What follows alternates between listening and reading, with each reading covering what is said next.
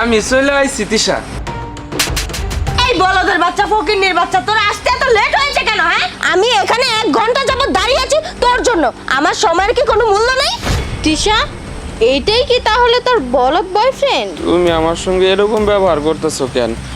আমার রাস্তায় আসতে একটু লেট হয়ে গেছিল, আমি জ্যামে পড়ছিলাম, তাই বলে তুমি আমার সাথে এরকম আচরণ করবা? এই চুপ থাক! তোর সাথে কিরকম আচরণ করবো? হ্যাঁ, তোর সাথে কি করবো তাহলে? তোর সাথে রিলেশন হওয়ার পর থেকে না আমার জীবনটা একদম অতিষ্ঠ হয়ে গেছে। আমি কোনো ফ্রেন্ড সার্কেলের সাথে কথা বলতে পারি না, তোর জন্য আমার সম্মান নষ্ট হয়। তুই যখন না তখন এরকম বদলামি করস। তোর এই বলদ বলদ ভাবটা না চেঞ্জ কর, না হলে আমিই কিন্তু তোকে চেঞ্জ করে ফেলবো। তিশা, বলদ হলেও কিন্তু ছেলেটা অনেক হ্যান্ডসাম আছে, তোর সাথে অনেক মানিয়েছে। এই বলদকে তুই যা বলবি তাই শুনবে।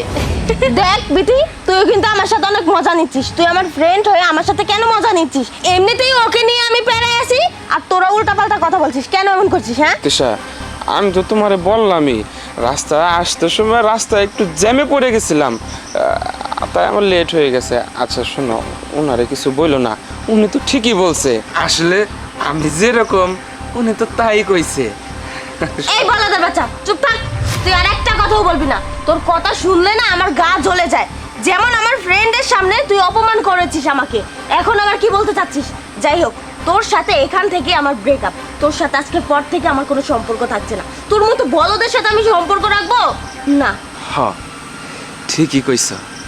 আমার মতো বলদের সাথে তোমার মতো একটা হ্যান্ডসাম সুন্দরী মেয়ে কিসের জন্য রিলেশনে থাকবো কোন তো আপা? তুমি যখন যা চাইছো আমি তাই করার চেষ্টা করছি। যখন যা খাইতে চাইছো আমার কাছে টাকা না থাকলেও না আমি ম্যানেজ করছি। বন্ধু বান্ধবের কাছ থেকে ধার নিছি, কইছি আমার অনেক বড় সমস্যা হয়েছে, দে, পরে দিয়ে দিমু। অনেক মিথ্যা কথা কইছি। তুমি একটা জিনিস আমার কাছে আবদার করছো, আমার কাছে টাকা না থাকলে কি হইব? আমি আমার কাপড় পর্যন্ত বিক্রি করে দিচ্ছি তোমার জন্যে। সেই বিক্রির টাকা দিয়া আমি কিছু খাই নাই, তোমার জন্যে আমি তোমার শখ আহ্লাদ মিটাইছি। তুমি তো জানোই আমার কোনো চাকরি নাই, আমার চাকরির একটা বড়ই প্রয়োজন, কিন্তু কপালে নাই।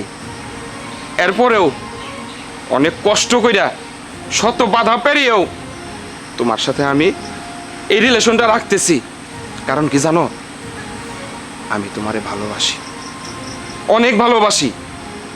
তুমি যাতে আমার কাছ থেকে চলে না যাও, তোমার কাছ থেকে সত্য মিথ্যা আমি জীবনে অনেক কিছুই লুকাইছি, অনেক ভালোবাসছি তোমারে একটা ভয়ের কারণে।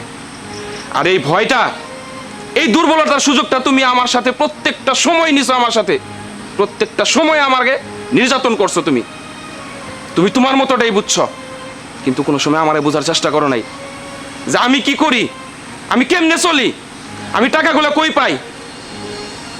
যাই হোক, অনেক হয়েছে, আমি অনেক সহ্য করছি, তুমিও করছো। আমার মতো বলদের সাথে তোমার আর আসলে রিলেশনে থাকার দরকার নাই।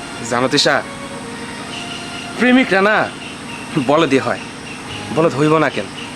কারণ তারা ভালোবাসতে জানে, ভালোবাসাটা নেওয়ার জন্য খুব চেষ্টা করে, তারা কিন্তু সুস্থ থাকে, শুধু ভালোবাসার কারণে অসুস্থ হয়। ভালোবাসলে দুর্বল হয়ে যায়, বুঝছো? শুধু তুমি না, আপনারা না, আমার বন্ধু বান্ধবরা আমারে কইছে তুই তো একটা বলদ, তুই আসলে একটা বলদ, তুই এমনি করে দূর পারতাছ সেটা মায়ের পিছনে, তুই নিজে না খাই ওরে খাওয়াস, তোর কাপড় চোপড় বিক্রি করে দিয়া তুই ওর মার্কেট করে দেস।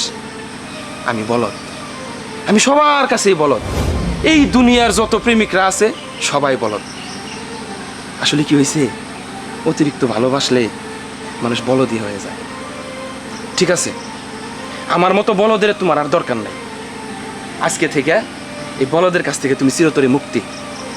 ভালো থাকো। দেখ তিশা, তুই যত যাই বলিস না কেন, ভুলটা কিন্তু তোরই ছিল, ছেলেটার কোনো ভুলই ছিল না। ছেলেটা কিন্তু তোকে অনেক ভালোবাসছিল, কিন্তু তুই তো কখনো ছেলেটাকে বোঝারই চেষ্টা করিসনি। আজকে তোর ভুলের জন্য তোকে ছেড়ে চলে গেল। হ্যাঁ বিতি, তুই একদম ঠিক কথাই বলছিস। আসলে ও আর কত সহ্য করবে? আমি ওকে দিনের পর দিন অনেক অপমান করেছি, অনেক অত্যাচার করেছি, যার কারণে আজকেও আমাকে ছেড়েই চলে গিয়েছে। কিন্তু কি জানোস, আমরা মেয়েরা এতটাই লোভী যে নিজের স্বার্থটা সবসময় বুঝি, ছেলেদের ভালোবাসা, ছেলেদের কষ্টটা কি সেটা কখনোই বুঝতে চাই না। কিন্তু সায়েম যে আমাকে ছেড়ে চলে গিয়েছে, এখন আমি কি করব? আমি কিন্তু এখন বুঝতে পেরেছি, আসলে সব পুরুষরা ভালোবেসে নারীদেরকে আগলে রাখতে পারে না। অনেক পুরুষ আছে তার শখের নারীকেও হারিয়ে ফেলে শুধু ভালোবাসার কারণে। আমি সাইমকে যেভাবেই হোক ফিরিয়ে আনবো আমার কাছে। তুই থাক, আমি যাই তাহলে। হ্যাঁ, ঠিক আছে, যা।